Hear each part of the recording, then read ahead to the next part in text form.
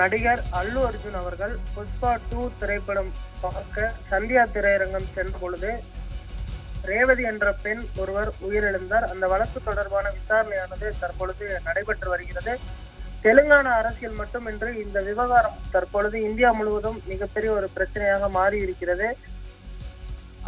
நடிகர் அல்லு அர்ஜுன் அவர்களுக்கு சிக்கடப்பள்ளி காவல் நிலையத்தில் பார்த்தோமெனால் சம்மனானது அளிக்கப்பட்டிருந்தது. அவர் இந்த வழக்கின் விசாரணைக்காக ஆஜராவதற்காக இன்றைய தினம் சிக்கடப்பள்ளி காவல் நிலையத்தில் ஆஜராகியிருந்தார். அவரிடம் 4 மணி நேரத்திற்கு மேல் விசாரணையானது நடைபெற்றது. விசாரணைக்கு பின் அவர் ஹைதராபாத் காவல்துறை விசாரணை முடிந்து அவர் தனது இல்லத்திற்கு திரும்பியிருக்கிறார். புஷ்பா 2 த ரூல் படத்தின் முதல் காட்சியின் போது அவர் காயமடைந்தது குறிப்பிடத்தக்கது. இந்த கூட்ட நெரிசலில் சிக்கி பெண் ஒருவர் உயிரிழந்தது தொடர்பாக பார்த்தோம்னால் அவருக்கு தற்பொழுது இடைக்கால ஜாமீனானது நீதிமன்றத்தால் வழங்கப்பட்டிருக்கிறது. அதே நேரத்தில் அவர் புஷ்பா 2 2 படத்திற்காக அவர் நேரடியாக தியேட்டருக்கு சென்றிருந்தார். அப்பொழுது அதிகப்படியான கூட்ட நெரிசல் அந்த இடத்தில் ஏற்பட்டது. இதில் அல்லு அர்ஜுனை காண்பதற்காக அந்த இடத்தில் தள்ளுமுள்ளு ஏற்பட்டது. அதில் ரேவதி என்ற ஒரு பெண் பார்த்தோமெனால் உயிரிழந்திருக்கிறார். அவருடைய மகன் தற்பொழுது மூளைச்சாவு அடைந்திருக்கிறார். இந்த விவகாரம் தொடர்பாக இன்றைய தினம் சிக்கடப்பட்டி காவல் நிலையத்தில் விசாரணையானது நடைபெற்றது. விசாரணை பிற்பகல் 2:45 மணி வரை நடைபெற்றது. மத்திய மண்டல டிஜிபி அக்ஷன் யாதவ் தலைமையிலான போலீஸ் குழு நடிகர்களிடம் விசாரணை நடத்தியதாக பிடிஐ நிறுவனமானது செய்தி வெளியிட்டிருக்கிறது.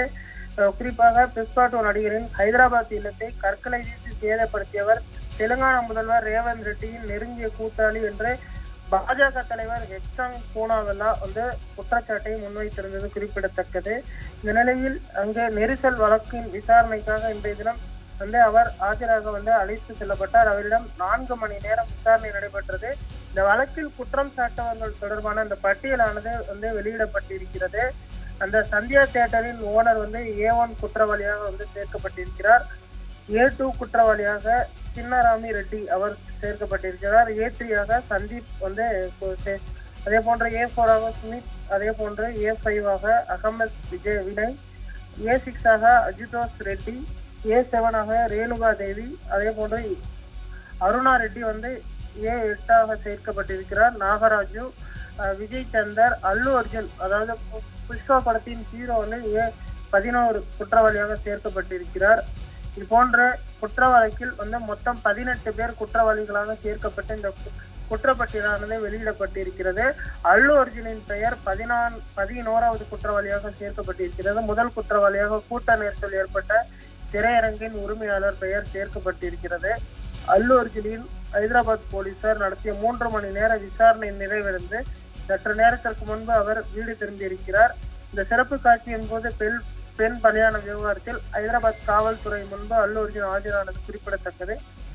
மத்திய மண்டல காவல் ஆணையர் தலைமையில் 3 மணி நேரமாக விசாரணையானது நடைபெற்றது. விசாரணை நிறைவடைந்து தனது தந்தை அல்லு அரவிந்துடன் தற்பொழுது அவர் வீடு திரும்பியிருக்கிறார். இந்த வழக்கில் அடுத்த கட்டமாக மேல்முறையீடு செல்வதற்கு தெலுங்கானா காவல்துறையினர் திட்டமிட்டிருக்கிறார்கள். அதே போன்று இந்த விவகாரம் தொடர்பாக சட்டப்பேரவையில் தெலுங்கானா முதல்வர் ரேவந்த் ரெட்டி அவர்கள் கடுமையான ஒரு குற்றச்சாட்டையும் அல்லு அர்ஜுன் மீது வைத்திருந்தார். அவர் என்ன தேச குற்றவாளியா அவர் வீட்டிற்கு சென்று அனைத்து நடிகர்களும் நலம் விசாரிப்பது ஏன் என்றும் கேட்டிருந்தார். அதே போன்று அல்லு அர்ஜுனின் தனி பாதுகாவலர் தற்பொழுது கைது செய்யப்பட்டிருக்கிறார்.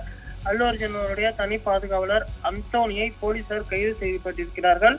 அல்லு அர்ஜுன் திரையரங்கம் பவுன்சர்களை ஏற்பாடு செய்தது அந்தோனி தான் என்ற அடிப்படையில் அவருடைய அந்த தனி பாதுகாவலரும் தற்பொழுது கைது செய்யப்பட்டிருப்பது குறிப்பிடத்தக்கது. இந்த விவகாரம் மீண்டும் அடுத்த கட்டத்திற்கு செல்ல இருக்கிறது. மேல்முறையீட்டு விசாரணைக்காக உச்ச நீதிமன்றத்தை நாடுவதற்கும் போலீசார் திட்டமிட்டிருக்கிறார்கள். அவருடைய இடைக்கால ஜாமீனை ரத்து செய்து அவரை கைது செய்து மீண்டும் சிறையில் அடைப்பதற்கு போலீசார் திட்டமிட்டிருக்கிறார்கள். அல்லு அர்ஜுனின் வழக்கறிஞர்களும் இந்த விவகாரத்தில் பார்த்தீங்கன்னா அந்த இடைக்கால ஜாமீன் ஒரு நிபந்தனையற்ற ஜாமீனாக வழங்குவதற்கு தொடர்ந்து அவர்கள் முயற்சி செய்து வருவது குறிப்பிடத்தக்கது.